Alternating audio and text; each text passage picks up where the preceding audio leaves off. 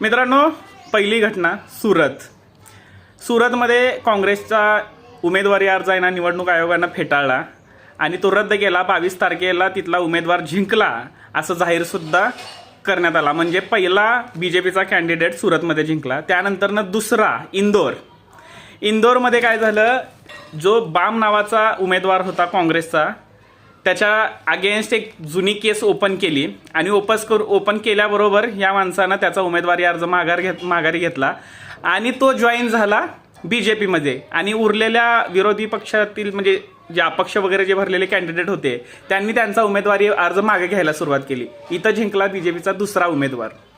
आता खजुराहोमध्ये समाजवादी पार्टीचा एक उमेदवार होता, त्याचा सुद्धा उमेदवारी अर्ज आता रद्द करण्यात आलेला आहे. ह्याच्यावरून कळून येतं की निवडणूक आयोग सत्ताधाऱ्यांची गुलाम झालेली आहे.